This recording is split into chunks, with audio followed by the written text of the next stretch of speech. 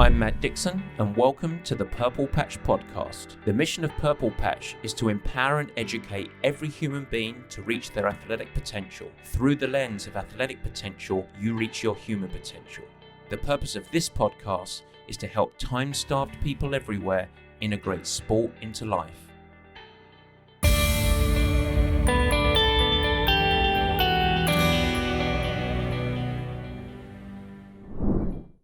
And welcome to the PurplePatch Podcast. As ever, your host, Matt Dixon. And yes, it is getting that way. Winter looms. And therefore, we thought it was a good time to revisit indoor riding. Yes, the time of the year where we don't brave the elements and instead get inside, sit on the trainer for hours on end, daring and dreaming about when the sun comes out again. Look, the indoor bike trainer, it's a great workout, but it is important as it represents a great opportunity for you as a bicycle rider to up-level your outside riding if you do it right. There is no shortcut to success improving your bike riding, but what I go through today is about as close as you can get to amplify how you ride your bike outside by sitting inside. No matter how strong you are, no matter how tough you are, this is an opportunity for me to educate you today on how to weaponize the use of your bike trainer so that you can get more speed out of that toughness, that strength, and that fitness. Let me repeat that. What I want to try and do today is open up a guide where no matter how tough you are, how fit you are, how strong you are, you get more speed out of it. That's our mission. That's why we talk about weaponizing the bike trainer. I'm not going to bore you today with the old sterile stuff that you read in the media. I'm not going to talk about FTPs and critical powers and all of that. I want to give you some actionable skills that are accessible that will yield speed return greater than any fitness development you can gain. If you put the lessons into practice, you will get faster. You will also get smarter. You'll become a craftsman on the bike. And by the way, that's really fun. Because when you go out and you train with your buddies, they're going to be very annoyed and they're equally going to be bemused at your newfound speed. What's he taking? Don't worry about that. Just get better at building your craft. Let's do it. Just before we get going, as now is the norm, we bring you today's show ad-free and promotion-free. And so if while you're listening and you're thinking, I'd like to maybe have a little bit of a taste of that. I want to continue the conversation, or maybe you have some follow-up questions. If you want to ask anything else related to today's topic, feel free to reach out. You can have a complimentary consultation where we'll chat to you about any of your questions. All you need to do is reach out to info@purplepatchfitness.com. That's the email address, info@purplepatchfitness.com. And all of our programming can be found at purplepatchfitness.com. That's the website.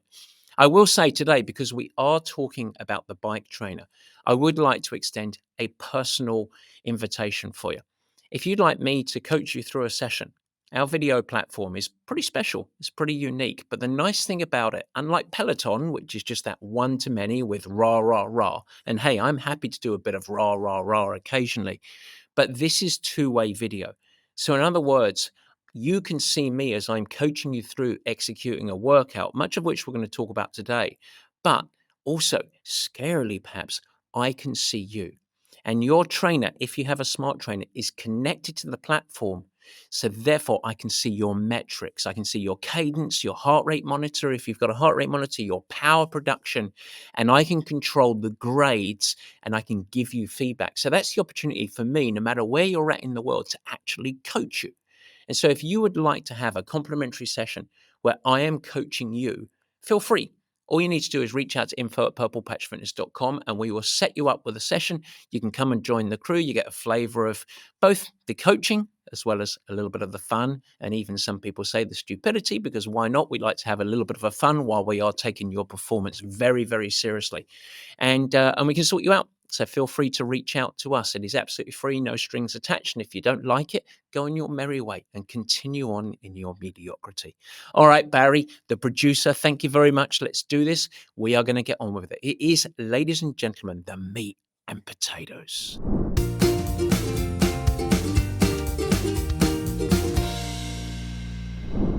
All right, today we're talking about the bike trainer. So let's set this up a little bit.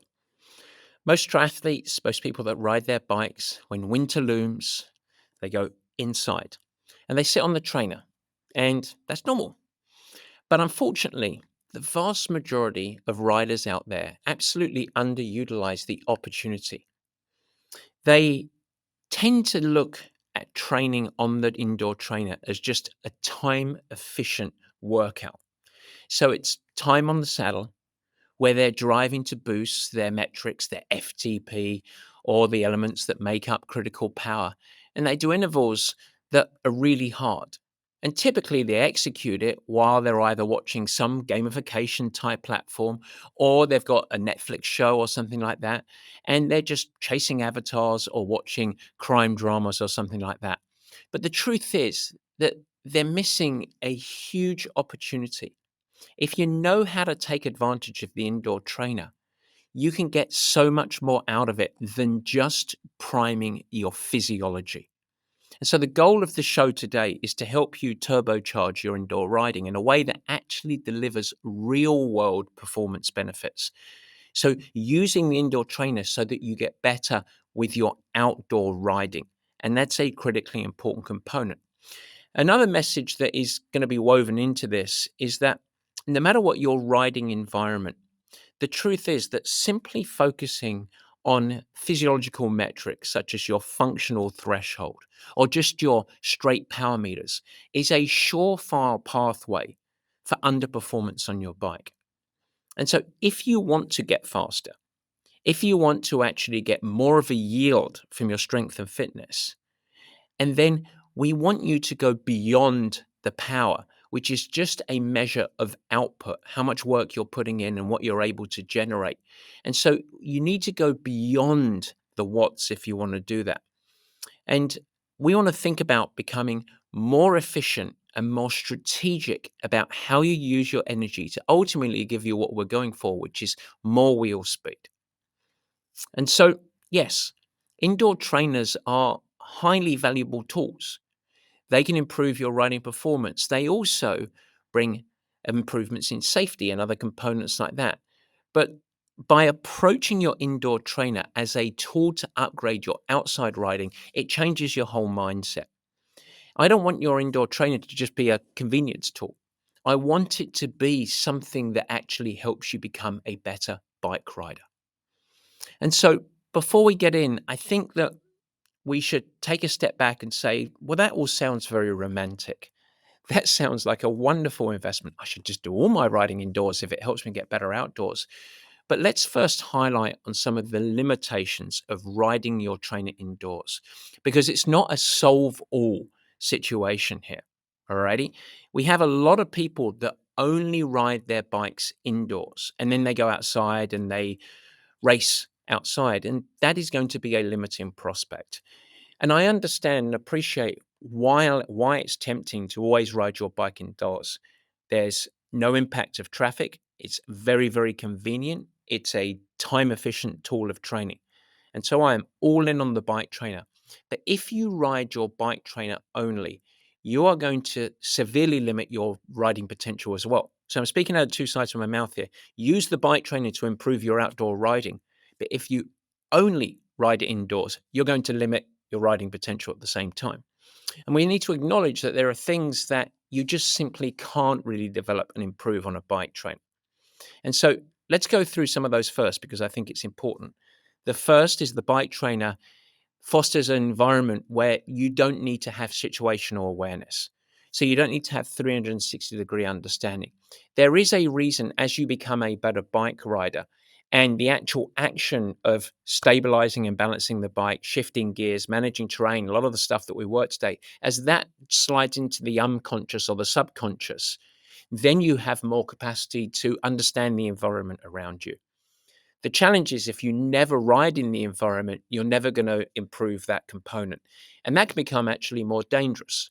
There is a reason that the less experienced outdoor riders are the folks that tend to ride through the glass, that tend to hit the sticks and the potholes, tend to actually have more interactions with traffic. And that's because more seasoned riders have great situational awareness. So if you never get to that environment, you're never going to improve that component. So there is a safety component to actually riding outside a little bit, and you should consider that. There's also many of the interactions with the machine itself, with the actual handling skills of a bicycle that you just simply cannot foster and improve on the bike trainer. And so, how and when you're braking, balancing on the bike, managing different environmental factors such as riding in the wind, even riding around corners, standing out of the saddle really effectively, these are things that you can't really develop and inside on the bike trainer. You can do some of the theoretical applications. You can work on standing form, but to become a better bike handler, you have to ride your bike outside. And then a third component that I think is really important that you don't get riding on an indoor trainer, at least most of the bike trainer setups, is many of the stabilizing muscles that actually come into play with outdoor riding. When somebody is on a static indoor trainer only utilizing the main muscle groups, they're not getting the stabilizing effect that occurs because the bike is always moving outside and you are interacting with the different gravitational forces, the lateral forces of cornering, even keeping the bike stable in the wind, etc. And your core and stabilizing muscles are always engaging. And if you never use those outside, when you actually go outside, particularly if you're doing something like a half Ironman or an Ironman or a big Grand Fondo, you're going to get very, very stiff and tight. And that's going to have an interaction on how you're performing on the back end of the bike ride, or particularly if you're running off the bike. And so don't undervalue the importance of doing some mileage outside for all of these factors. So ultimately, your best solution here for riding performance is to have a combination or a mix of some indoor riding and some outdoor riding, because there are also equally some things that only indoor riding can truly provide. So if we've talked about the negatives, why don't we shift gears and say, okay, the whole theme of today's podcast is weaponizing your indoor bike trainer. That's great. So what are the benefits? Well, I've already mentioned one of them. It is, of course, much, much safer. And that's really great. But when you have the lack of the requirement of situational awareness, that means that you can amplify the specificity because the 100% of your focus can be dedicated to the action of the training. So rather than you thinking about traffic or random stops and starts with stoplights and things like that, inconvenient terrain changes when you don't want them, maybe some inclement weather, you have a highly effective environment to place all of your focus and willpower into the specific intervals that you might be doing. And that's a thumbs up. So you get to have an increased specificity. You also have a safer environment. It's also a highly effective venue for structured workouts, particularly intervals, because you can have a dose and response of very specific timing that isn't necessarily influenced by terrain and wind and other factors. So that's great. And you can also, interestingly, really isolate and dig into some very specific skills that are critical. The indoor bike trainer, with awareness, with focus, with prioritization, is a great venue where you can actually foster and improve things like your posture, how you're actually sitting on the bike, whether that's in your time trial position or your road position, or how you're actually pedaling the bicycle. Yes, there is an art and a science to how you should be pedaling. And it's also a great place where you can learn the tools of the toolbox of how to become a better bike rider, particularly utilizing variance in cadence, that's your leg speed, and your gear selection. And so there are some critical skill developments that you can do inside that then transfer to outside. And that's great. And then finally, the bike trainer is, of course, highly specific and particularly valuable for the time starved athlete. Now, I'm not a massive fan of saying 1 hour on the trainer equals 2 hours outside. I don't believe in that. 1 hour on the trainer is 1 hour on the trainer, and 2 hours of riding outside is 2 hours of riding outside. But it is a particularly potent tool that you can use to get a great ROI on whether you're thinking about skill development, interval training, or anything else. And so when you weigh it up, when you have the combination of some indoor riding to really work on these environments where you can place all of your energy, your focus in the skill development in the specific intervals, that is powerful. But then you want to take the mindset and the skills and the improved posture outside and apply it in the real world, where then you also integrate your situational awareness and your actual application onto the ribbony roads that you're going to go and ride outside. So that's your potency as you go from there. Now, if we go back with indoor trainers, they used to be what you would call dumb trainers. In other words, you would typically take the wheel off the trainer, you would lock it in either side of the axle.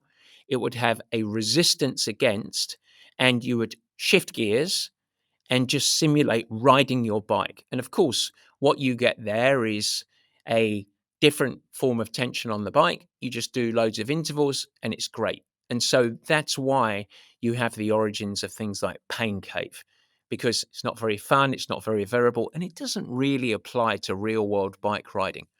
But over the last few years, everything has changed. And not everyone in the riding community is up to some of the things that you can do. So we still have, as an opportunity, a wonderful venue to do all sorts of intensity. We can do long and relatively boring endurance work outside. We can do very high intensity short intervals. We can do medium intervals, whatever it might be. So all of the specificity of classic interval training or endurance riding, you can do it inside. And that all exists. But now, with the advent of the smart trainer and some of the new platforms that are in play, you can actually apply real outdoor riding skills and terrain management that can be practiced on the smart trainer. And it's going to improve your power delivery and thus speed through the variance of terrain.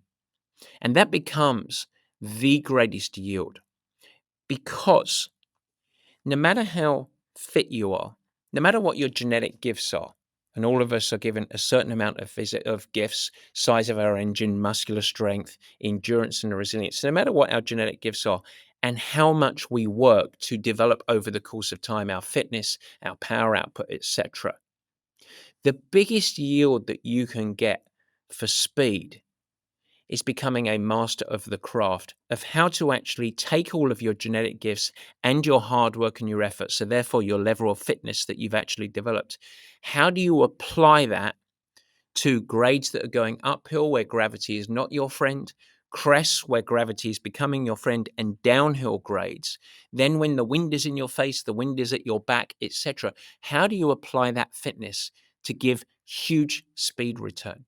And these new platforms actually enable that. And that is incredibly exciting, because that's where the biggest return of investment is.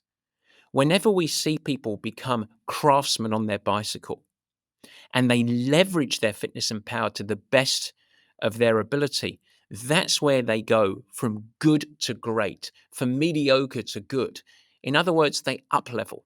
And that's a really powerful thing. And so it becomes the great opportunity. And it's only been for the last couple of years that this is really a reality. And we're sitting here right now, sitting in front of us with this opportunity to grow, to improve, and to learn on the indoor bike trainer. And it's passing many people by. That's the truth of it. Because we're stuck in an old school mentality of thinking about the bike trainer as just a venue to do intervals. And that's a shame, because you can get a lot faster from just becoming a better craftsman. And then, of course, you layer the intervals on top and you get really fast. And that's where the fun lies. So let's talk about the benefits of indoor training. Well, just as I talked about, it teaches you how to maximize speed relative to your input. And that's a really good component. It also offers controlled conditions for riding posture, pedal stroke, cadence, and gear management. That's a good thing. It provides safe, repeatable feedback to enhance your outdoor skills. So you actually can get a yield of, am I doing it right or wrong, repeatedly over a pattern. And it can actually help match your inner animal, as I like to call it, your intuitive sense of effort relative to a specific output or power. And that's a really good thing. And so it is a high ideal venue to have any sort of specific interval, but also layer on outdoor riding. Great. So, with that background, what are the golden rules for you this winter? If you're planning to spend a lot of time on the trainer, what are the golden rules for indoor training? What should you focus on to make sure that you do weaponize it? Well, the first thing I would say is think beyond your power, your FTP, your watts per kilogram, all of the output side. All that is a measurement. Okay, that's not the yield. So your success over the course of the winter is not just about more power, more power, more power, because that's a really challenging and incremental gain once you get up to a certain level of fitness. At Purple Patch, we focus on what we call the 3 Ps, and that is your great posture on the bike, number one. So, in other words, okay, how am I sitting on the bike? Making sure that you're not carrying unnecessary tension in your shoulders, in your neck, and you're sitting quietly, subtly on the bike with just a strong core where you're actually sitting there, no matter what level of fatigue, you look like a ballerina, poetic. And so, great posture, number one. Number two, we think about great pedaling, the different forms of pedal stroke, and how you actually really think about maintaining a lovely phrase that I like to talk about: constant tension on the chain, not allowing any micro decelerations, flowing through and introducing variance into how you're pedaling, depending on whether you're doing high force to whether you're doing lower force, whether you're doing high cadence, low cadence, etc. So pedaling is the second one. And then finally, output, it's power. So you go posture, pedaling, and power. These are the components that we think about. And as we go through here, the key, let's just go through each of them. The key is always riding great with great upper body posture. So let's talk about posture first. We think about this, that starts with your upper body always, ensuring that your upper body, your elbows are subtle. You see so many people sit on a bike trainer with locked elbows, and they sit there with very stiff. So from shoulder down to wrist, it is a straight pillar, and those become stiff. And that is a habit that many people integrate on the trainer. They're sitting outside, they just choke back, they lock the elbows up, and they're sort of resting on their elbows in many ways. The challenge with doing that is it's a little akin to driving in a car and removing all of the shocks, and you're bouncing up and down the road. So when you have locked elbows and your shoulders moving up towards the ears, very stiff, firstly, not only are you reducing economy, it's actually costing you more miles per gallon in terms of energy, but it's also an inhibitor of, number one, riding safety, because now you're bouncing up and down the road. And if you do hit a pothole or a stick, it's much higher likelihood that you bounce off the bike. And that's not a good thing. But also with that negative posture, it's impossible for you to do the following: go around a corner, stand out of the saddle, control the bike in wind, and many other factors. So you are, by definition, just with that simple habit, poor posture, you are a worse bike rider. And so if the bike is static, the only way to ingrain that as a habit is every time you're riding your bike inside, hold yourself accountable and build the habit of great posture. Upper body very quiet, relaxed, shoulders supple. If you're in the time trial position, allowing your tension on your neck to drop down, allowing your ears to drop between your shoulders so that you're more aerodynamic and you get comfortable sitting in positions for a long time. And when fatigue starts to strike, you're able to retain really good posture. So that in itself is not only going to make your outdoor riding better and safer, it's going to help you navigate when you do go and apply those outdoor skills: standing, cornering, braking, riding in different wind, etc. And that becomes really important. The second P is pedal stroke.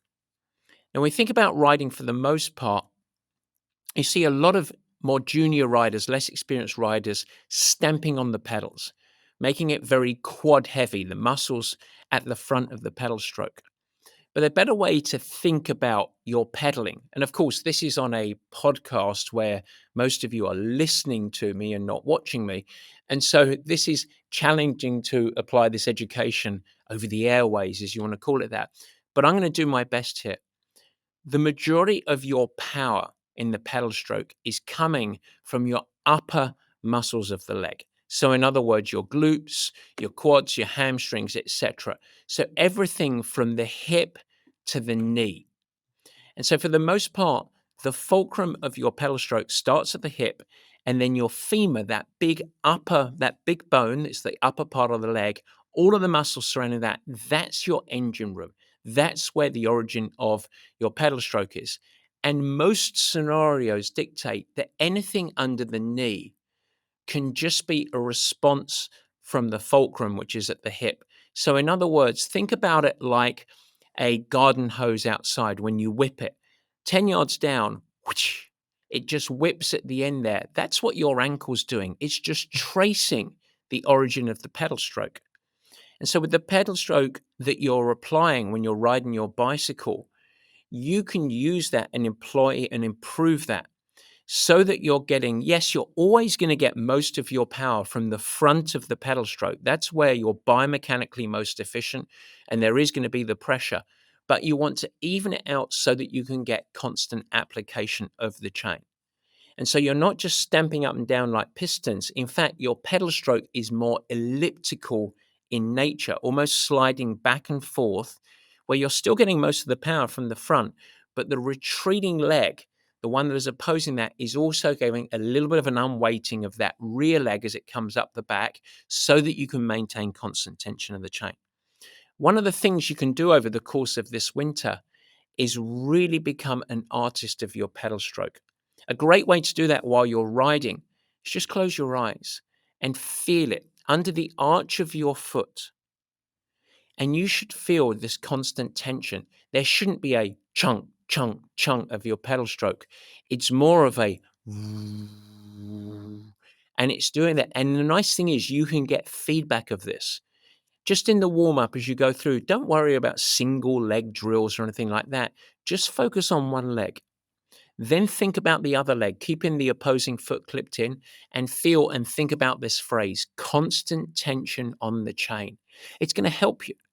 So if you can achieve those two things, which is upper body, really quiet, really supple, and then your pedal stroke, constant tension on the chain, that's going to radically improve your efficiency.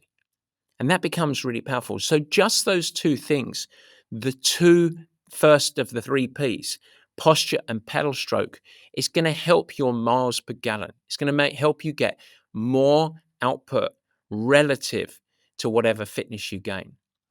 But then the third, and remember it's power, the third is really where the magic occurs. And it's built on the shoulders of great posture and great pedal stroke. Now, this is power, but it's not what you might think, because I'm not talking about just getting more power, being able to generate higher output, more watts on the screen. It's more the distribution of your power to give you speed return. And this is where you can add to your toolbox of yourself as a bike rider. So let's talk about this. Now, as I'm discussing this, let me level set here a little bit. In order for this to really be effective, you're going to want to have access to a platform that can simulate variability in terrain. The very best platform out there, by the way, Velocity. That's the name of it. That is the platform that we use at PurplePatch. And so when you're a PurplePatch athlete, all of your training sessions are built in Velocity with videos so that we can coach you through these sessions. But the platform itself is Velocity. That's the name of it, okay? And it is by far, I say this, I don't have any vested financial interest in Velocity, but I will tell you this. Of all of the platforms out there, this is the only platform, and it is head and shoulders from an educational standpoint and skill development standpoint. There is nothing else like it. I don't have any vested interest in them succeeding or not. It is powerful. It's the reason that we've integrated it. And I'm going to try and explain a little bit why on this. So, terrain management. The way that the platform works, and it's very, very smart, they have great algorithms in here, is they have algorithms to simulate rolling resistance of you as you're riding. And what I can do as a coach is I can shift grades. So 0%, 1%, 2%, 3%, 4%, 5%. So the degrees of the grade go up. And then we can have cresting and having descents as well. But it's not a light switch. It doesn't go from 0% to 1%. Because what the algorithms do is they understand the speed that you are riding simulated on the bike. And so if I go from a 0% grade to a 4% grade, if you think about what happens outside, if you're going from flat road to a hill, you're carrying speed, let's just say 18 miles an hour, riding along a flat road. And as the grade comes up, incrementally, you feel the grip of gravity as it starts to work against you. And that tension on your chain increases as you're losing speed and the hill has its way. And on the platform, it works like that, a little bit like a roller coaster going through and starting to feel the grade coming up. Conversely, if you're riding up a grade, 4%, and you're going to transfer to a -1 or 2% grade, the same applies. You feel tension releasing, doesn't just release like this, releasing, and gradually gravity becomes your friend. So why is that important? Well, no matter what output you're doing, just like you're riding outside, we get to help you learn how to use variants of cadence, the proper utilization of changing gears, and the combination, of course, blending together gears and cadence for you to actually navigate riding up a hill, cresting over the top of the hill, riding through the dip of a roller, managing to vary different grades so that you get a better speed return for whatever power you're riding at. And this absolutely smashes the myth. If you're thinking when you ride your bike outside that you just want to stick to a single cadence, or you want to, as they talk about, flatten the course. In other words, no matter what happens with the grade going uphill or downhill, you hold one power. It's a myth. That's a sure way to blow yourself to pieces or go very, very slowly. And so this is a way that you get to distribute your power, the third P, in a smart way to yield the best speed return. And so when you have simulated terrain like that, not only does it make it really fun, it's incredibly empowering. So as I'm recording this show today, I just finished coaching a class where we had in person about 20 athletes, because that's how many people sit in our studio in San Francisco. And then I had another 50 athletes or so globally, all over the place, two-way video. And we went through a moderate output, what we call zone 3, so somewhere around a 6 out of 10. And their whole game was they had to keep the same power. But what I did is I did constant varying terrain, 0%, 2%, 4%, 5%, -1%, rolling through that multiple times over the course of 13 or 14 minutes. And what we did there is I said, I want your output to be exactly the same, but you're not going to change gears. And so what I was teaching them there is how they can manage their output with just using cadence. Now, next week, what I'm going to do is I'm going to bring them back and we're going to do the same workout, but I'm going to have them fix at 85 RPM. And now the goal is the same, zone 3 output, but this time they're going to have to only change gears the whole time. So they're getting to moderate and manage their speed return through gears, holding the power exactly output. And then, of course, the third week, we combine it together. Now I want you to try and get the best speed return and distribution of the work over this variable terrain to see if you can go faster. Using shifting power, when you're going downhill, probably slightly less power, going uphill, a little bit more power, fat, pretty even power, and using gears and cadence. And what starts to occur as you go through this process and you repeat that educational process, is why we call it bike school, you get faster because you start to learn, I've got feedback loops here. And that is it. That's a really, really powerful tool. So terrain management, I've gone on for 5 or 10 minutes now just on this piece, but that's the third P.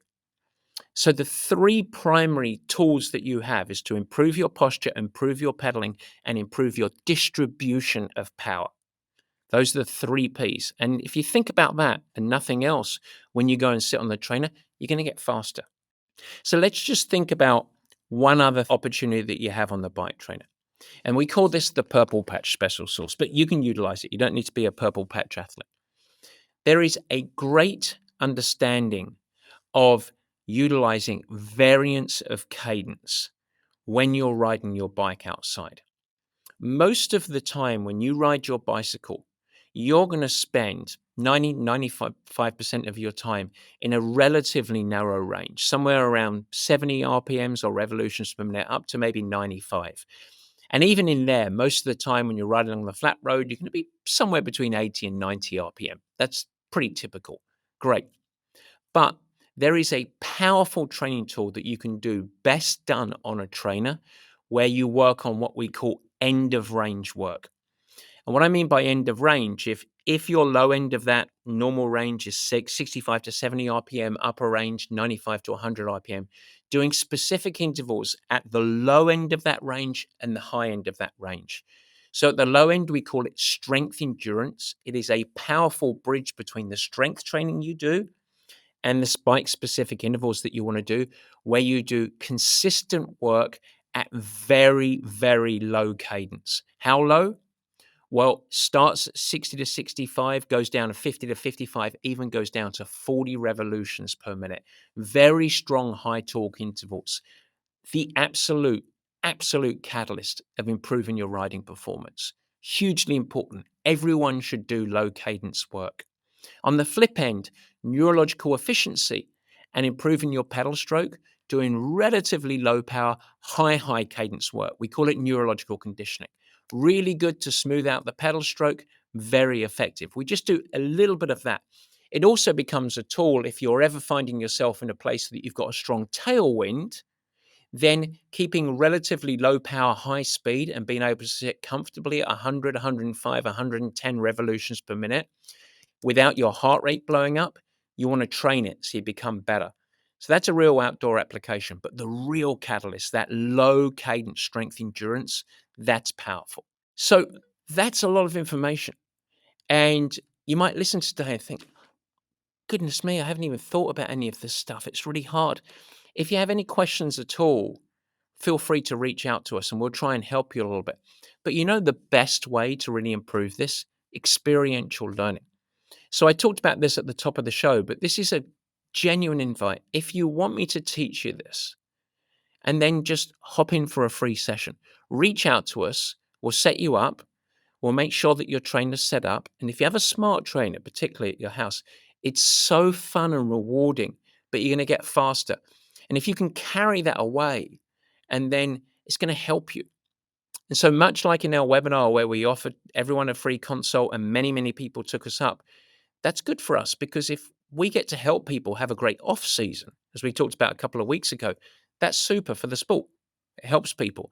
And if we can help you understand how to weaponize your trainer, PurplePatch or otherwise, that's good for the sport. And so feel free to join me. It's a lot of fun and it's a personal invite. Two-way video, I don't think you'll regret it. Okay? Just remember this as a final message. Improving your fitness is not enough for this. If you want to gain outsized performance gains, and then I encourage you to focus on mastering bike handling, your posture and pedaling, and terrain management, and use it to enhance your outdoor riding. Become a better bike rider. It's so much more fun than just trying to chase power. And if you want breakthroughs, this is it. We have a strong reputation with all of our pro athletes. We always used to get asked, how do you generate such great bike riders? This is what I'm talking about here. This is it. Because we weren't fitter and we weren't stronger than anyone, but we just helped our bike riders distribute that power across the terrain. And that's the speed gain. So if you want to beat your buddies up the hills, This is what we're talking about. Upgrade your skills, get smarter, and it's going to give you a better speed return. I hope that helps, and I feel very excited to help you in the live bike class. We'll see you soon. Remember, reach out, info@purplepatchfitness.com. Take care. Guys, thanks so much for joining, and thank you for listening. I hope that you enjoyed the new format.